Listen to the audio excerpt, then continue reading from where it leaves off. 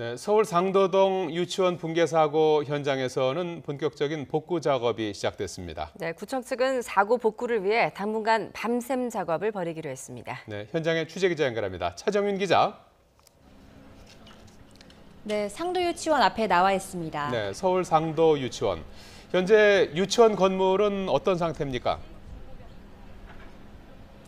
네, 제 뒤를 보시면 유치원 건물이 완전히 기울어져 있는 모습을 확인하실 수 있을 겁니다. 어젯밤 사고 직후와 비교해보면 더 기울어진 상태는 아니지만 여전히 위태롭게 서 있는 모습을 확인하실 수 있을 겁니다. 퇴근을 마친 주민들은 여전히 사고 주변을 서성이면서 집으로 돌아가지 못하고 불안감을 호소하고 있습니다. 앞서 사고 직후에는 인근 주택 주민 50여 명이 긴급 대피했습니다. 일단 구청 측은 주민들의 안전과 일상생활에는 문제가 없을 것으로 판단했습니다. 건물이 기운 상태에서 추가로 급격하게 무너질 위험은 낮다는 건데요. 구청 측은 기울어 있는 건물의 기울기를 재고 전문가 5명의 의견을 받았는데 사고 당시와 달라진 게 없다고 밝혔습니다.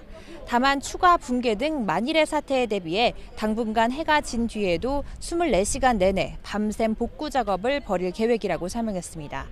사고 원인과 관련해서는 최근에 내린 폭우 때문일 가능성이 크다고 보고 있습니다. 구청 측은 비가 내린 뒤 공사장 터파기를 한 곳에 물이 흘렀고 약한 흙이 쓸려 내려가면서 옹벽을 세운 집안이 약해진 것으로 보고 있다고 설명했습니다. 만약 지금 상태에서 비가 더 내린다면 점진적으로 침하될 우려도 있는 겁니다. 특히 사고 현장에서는 보기에도 유치원 건물이 언제라도 무너질 것 같은 모습이어서 불안을 호소하는 주민들이 안정을 찾는 데까지는 시간이 좀 더 걸릴 것으로 보입니다.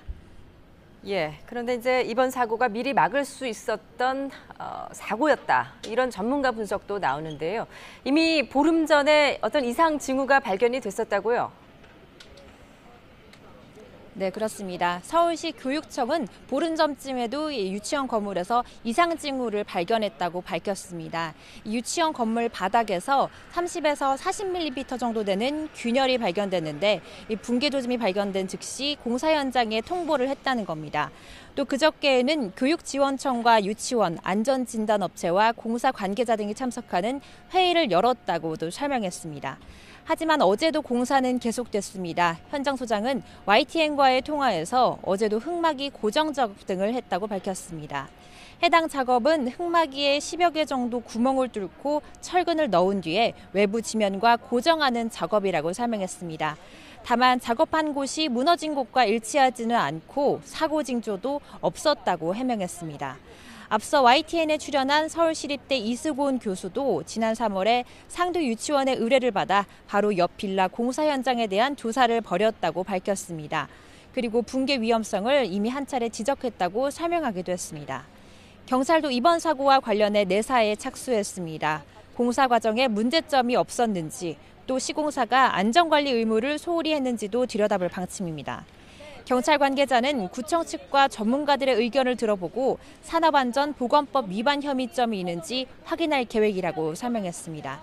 지금까지 서울 상도 유치원 사고 현장에서 YTN 차정은입니다.